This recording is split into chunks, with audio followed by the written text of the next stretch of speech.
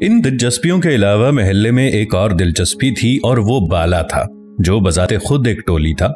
अपने आप में इस कदर मगन रहता था कि उसे किसी के साथ मिल बैठने की ख्वाहिश ही महसूस ना होती थी। बाला एली का हम उम्र था और इस मकान में रहता था जो एली के मकान के ऐन सामने वाक़ था। सुबह सवेरे ही बाला उठकर अपने बहुत बड़े तख्त पोश पर चीजें सजाना शुरू कर देता। ये ग्रामोफोन है, ये रिकॉर्ड हैं, ये मुंह से बजने वाला हारमोनियम है और ये ताश की गड़ियां 1 2 3। तख्त पोश पर चीजें सजाने के बाद वो उनके दरमियान बैठ जाता और फिर जिन चीजों को बनाने संवारने और इधर से उधर और उधर से इधर रखने में मसरूफ हो जाता। ये नीलम है और ये जमुर्रद, वो इस डिबिया में होने चाहिए। वो आप ही आप गुनगुनाते रहता। ये हैं, आज इसका रंग मध्यम क्यों पड़ गया? हाँ, आज बुध है ना, बुध को पुखराज का रंग जर्द पड़ जाता है और लाल का निखरता है। लाल कहाँ है? आओ भाई, एली है। आ जाओ भाई एली, यहां मेरे सर आंखों पर। मैं देख रहा था कि लाल कहाँ है। पुखराज यूं चमक रहा होगा, यूं जैसे पॉलिश कर रखा हो।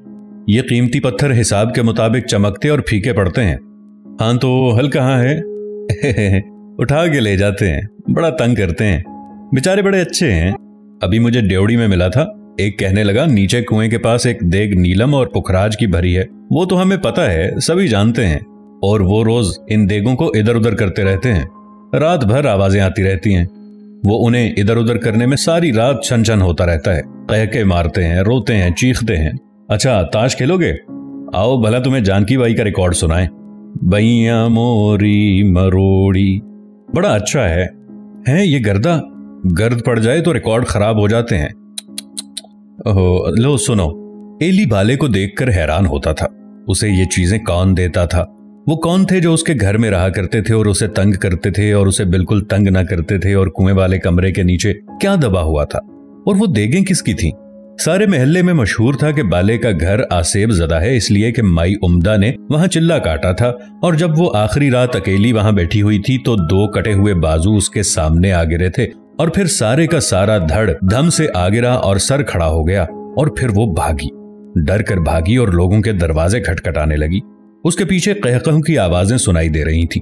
लोगों ने डर के मारे दरवाजे बंद कर लिए।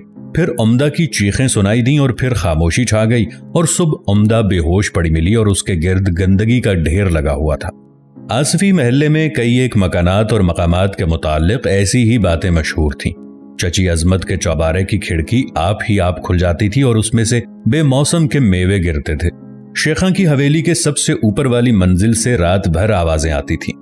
हसनदीन की ड्योढ़ी में कोई बुजुर्ग रहता था, वहां हर जुमेरात को दिया जलाया जाता था। एली के घर का चौबारा भी आसेब ज़दा था और रहमत बीबी के कोठे पर तो लोगों ने आग जलती देखी थी। महल्ले में उम्दा के अलावा कई और लोगों ने भी वज़ाइफ पढ़े थे और वो चिल्ला पूरा करने में कामयाब ना हुए थे। इसके बावजूद बच्चे आजादाना हर जगह खेलते थे और महल्ले की बूढ़ी औरतें उन्हें घूरती थीं। खेल कूद का वक्त होना चाहिए, हर वक्त अल्लाह मारा गेंद बल्ला और फिर हर वक्त चीख पुकार। और इस पलीद गेंद के छींटे, इन लड़कों को तो अल्लाह ही समझे। देखो तो क्या हाल बना रखा है। दूसरी खिड़की से झांकती, ठीक है बहन, क्या जमाना आया है, बड़े बात करें तो ये मुंह चिढ़ाते हैं। तीसरी बोली, अब तो जमाना ही बदल गया है, ना बड़े का खौफ ना बूढ़े का लिहाज। बच्चे उन्हें देखकर भाग जाते और वो वहां खड़ी घंटों नए जमाने पर लेक्चर देती रहती और छुपे हुए लड़के उनका मुंह चिढ़ाते। बड़ी आई हैं। महल्ले की बूढ़ियां महल्ले के नौजवानों, बच्चों और बूढ़ों पर आकाश बेल की तरह छाई हुई थीं, हत्ता के महल्ले के तमाम मर्द भी उनसे दबते थे। लड़के सबसे ज्यादा एली की दादी से डरते थे क्योंकि वो हर बात पर उन्हें डांटती थी। एक बार बात शुरू करती तो फिर मुसलसल लेक्चर दिए जाती, हत्ता के उसके मुंह से कफ जारी हो जाते। उसकी आवाज सुनकर सब भाग लेते थे और फिर किसी तंग गली में छुपकर उसका मुंह चढ़ाते। नौजवान उसे चुड़ैल समझते थे।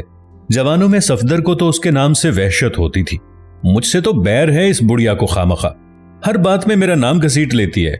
एली की दादी को महल्ले के लड़कों से सबसे बड़ी शिकायत यह थी कि वो उसकी दीवार के साथ गेंद खेलते थे, जिससे दीवार कमजोर हुई जा रही थी। इस पर सफदर को इतना गुस्सा आता था कि वो घर बैठकर बड़े एहतमाम और मेहनत से पोटाश का एक इतना बड़ा पटाखा तैयार करता ताकि त्योहार के दिन दादी अम्मा की दीवार पर मारे। पटाखा छूटते ही जन्नाटे की आवाज आती और दादी अम्मा खिड़की में जा खड़ी होती। है जवानों के सर पर तो भूत सवार है, खून चढ़ा हुआ है, ये तो महल्ले को तबाह करके रहेंगे। दादी अम्मा को चीखते सुनकर सफदर को अजीब सी रूहानी मुसर्रत हासिल होती। वो इत्मीनान से गाने लगता, ए दिलरुबा मैं हूं जुदा। इन तमाम बातों के बावजूद एली को यकीन न आया कि दादी अम्मा सख्त मिजाज हैं। हालांकि जब भी वो घर जाता तो दादी दूर से उसे देखकर बरस पड़ती, बस तू भी अब कहीं का ना रहा, इन महल्ले के लड़कों में खेलकर तू भी बिगड़ गया। लेकिन एली उसकी झिड़कियों की परवाह न करता और उसके कंधों पर सवार हो जाता और वो तंग आकर कहती, कितनी देर से बैठी इंतजार कर रही हूं कि तू आए तो मछली खाए, सुबह से तेरे लिए पकाकर बैठी राह देख रही हूं। ये देखकर वो कढ़ाई का ढकना उठाती। कढ़ाई छोटी छोटी मछलियों से भरी होती। एली को छोटी मछलियां खाने का बहुत शौक था। वो कढ़ाई उठाकर भाग जाता और दादी फिर से उसे कोसने लगती और चोरी चोरी मुंह पर पल्ला लेकर मुस्कुराती और कहती, बड़ा शैतान हो गया है निकम्मा कहीं का। दादी अम्मा के साथ एली की फूफीजाद बहन सैयदा रहा करती थी, जो हर वक्त दादी के पास बैठी रहती और दादी अम्मा के काम किया करती थी। सैयदा को देखकर एली हैरान होता कि वो नौजवान होने के बावजूद दादी अम्मा की तरह सर लटकाए बैठी रहती है। शादी हो जाने के बावजूद अपने मियाँ के पास क्यों नहीं रहती और उसकी शक्ल इतनी गम आलूद क्यों है और उसके मियाँ कहाँ रहते हैं और वो वहां आते क्यों नहीं।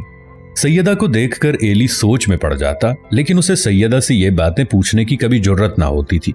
उधर ऊंचे चौबारे में सैयदा की बहन न्याज अपने 3 बच्चों के साथ रहती थी। उसकी हालत सैयदा से भी बदतर थी। या तो वो चुपचाप पड़ी रहती और या उठती तो नमाज पढ़ने खड़ी हो जाती। महल्ले की बहुत सी औरतें इसी तरह रहती थीं जैसे पीप से भरे फोड़े हों, जैसे उनके दिल दुखते दुखते फोड़े बन चुके हों। उसकी अपनी मां तो इन सब से मुख्तलिफ थी। वो दिन भर बीसियों काम किया करती थी, कभी कपड़े सीती, कभी गोटा लगाती, कभी बच्चों के लिए गुड़िया बनाने लगती, कभी किसी दुल्हा के लिए उरूसी पगड़ी तैयार करती और एली को पतंग उड़ाकर भी तो वही देती थी। एली को पतंग उड़ाना नहीं आता था। हाजरा उसे खुद पतंग बनाकर दिया करती थी। उसकी किताबों पर खुद ही जल्द चढ़ाया करती थी। हाजरा को दुनिया भर के सब काम करने आते थे। न जाने उसने इतने सारे काम कहां से सीख रखे थे।